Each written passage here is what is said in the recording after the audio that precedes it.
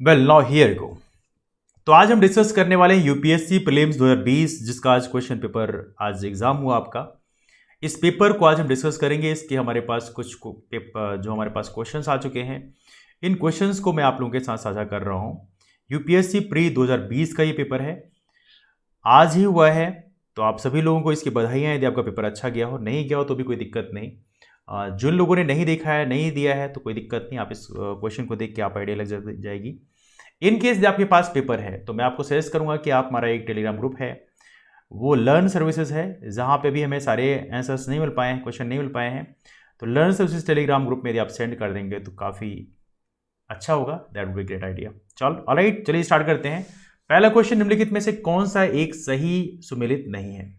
Well यहाँ पे राजधानियों से क्वेश्चन पूछा गया है। हालांकि राजधानियों के जो क्वेश्चन है यूजुअली पीएससी में पूछे आते हैं। तो मोरक्को की बात करें तो रबात में है। मोरक्को को हम बेसिकली क्या बोलते हैं, इसे हम अफ्रीका का मेहराब भी बोलते हैं। आपको पता होगा, अफ्रीका का मेहराब भी बोलते हैं मोरक्को को। इसके अलावा देखा जाए तो मोरक्को, ट्यूनीशिया, अल्जीरिया, ये जो कंट्रीज़ हैं अफ्रीका के टॉप साइड में हैं, इन सभी को हम मेहराब द अफ्रीका बोलते हैं, है ना। इसके ठीक ऊपर आपको एक जिब्राल्टर स्टेट मिलेगा, है ना। इसके ऊपर यूरोप स्टार्ट हो जाएगा। ट्यूनीशिया की राजधानी ट्यूनीसी है। अल्जीरिया की अल्जायर्स है। That's very simple one.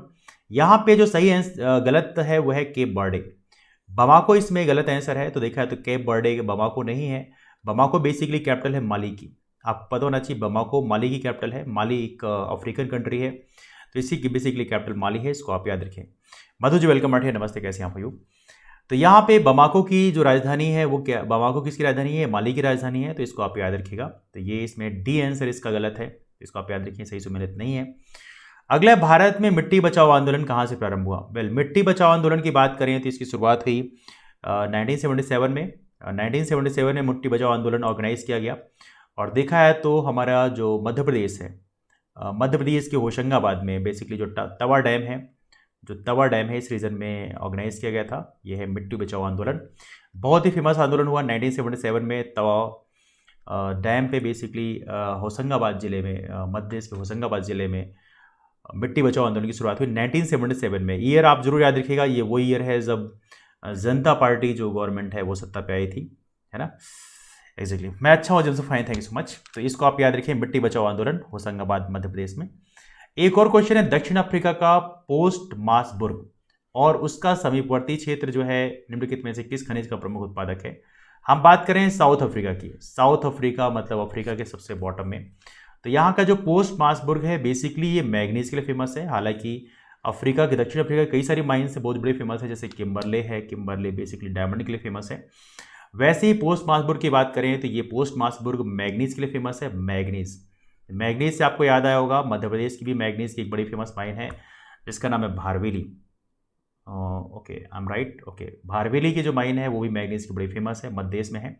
But हम बात करें अभी दक्षिण अफ्रीका के पोस्ट मासबुर्ग की, तो ये है मैग्नीज की, ठीक है। ऑलराइट, अगला क्वेश्चन आपके सामने, हरित गृह प्रभाव, इसे बोलते हैं green house effect. Green house effect के अभाव में भू सतह का औसत तापमान कितना होगा। वेल ये काफ़ी इंटरेस्टिंग क्वेश्चन है। ये बोलते हैं 0 डिग्री फ़ारेनहाइट। तो असल में देखा जाए तो ये होगा -18 डिग्री सेंटीग्रेड। -18 डिग्री सेंटीग्रेड होगा यदि ग्रीन हाउस इफेक्ट की अभाव में जो भू सतह है उसका टेम्परेचर होगा -18 डिग्री सेंटीग्रेड। इसको आप याद रखिए, बहुत ही इंपॉर्टेंट क्वेश्चन है। हालांकि क्वेश्चन काफ़ी डिफिकल्ट है, ऐसे क्वेश्चन को याद रखना बहुत मुश्किल होता है, बट फिर भी आप इसको याद रखें। इसके अलावा यहाँ पे आपके सामने सूची दी हुई है, सुमेलित करनी है। This is a very very important one. अब देखिए इसमें सारी चीज़ें बहुत क्रिस्टल क्लियर हैं। एटलस की बात करें तो एटलस जो है बेसिकली अफ्रीका के नॉर्दर्न साइड में है। तो आप कह सकते हैं एटलस कहाँ पे, मोरक्को में है। तो ए का 4 हो गया, तो ए और बी में ऑप्शंस क्लियर हो गए। नाउ किलिमंजारो की बात करें तो किलिमंजारो कहाँ पे है, माउंट किलिमंजारो सबसे हाईएस्ट पीक है। कहाँ का, ये है साउथ अमेरिका का। तो साउथ अमेरिका का तो है किलिमंजारो, सॉरी साउथ, ओके। तो ये कहाँ का है, ये हो गया तंजानिया। तो देखा जाए तो ये तंजानिया का हो गया। तो ओके, तो we are getting the clarity. तो हमारा किलिमंजारो यहाँ का हो गया, तंजानिया का हो गया। उसके बाद देखिए क्लियर हो जाता है, देखिए look at here, clear already हो गया। 4321 है ना, 4321। तो ए इसका सही आंसर होगा, 4321 इज राइट आंसर। चिमरोजो की बात करें तो ऑब्वियस बात है इक्वाडोर में चला जाएगा। और उसके बाद पायरेनीज की बात करें तो ये फ्रांस स्पेन में आ जाएगा। बट यदि आप दो भी क्लियर कर दें, आपको एटलस और किलिमंजारो यदि आप क्लियर कर देते हो तो you will get the right one, है ना। अगला क्वेश्चन आपके सामने है, ओके,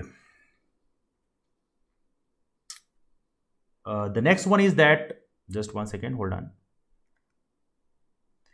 समुदायों का पूर्णक्रम जो क्रमशः एक निश्चित स्थान पर बदलता है, तो समुदायों का जो पूर्णक्रम है ये कहाँ पे बदलता है, तो बेसिकली इसको क्या बोलते हैं, तो इसको जैवभार का पिरामिड बोलते हैं। बेसिकली एक पिरामिड फॉर्मेशन होता है, समथिंग लाइक दैट।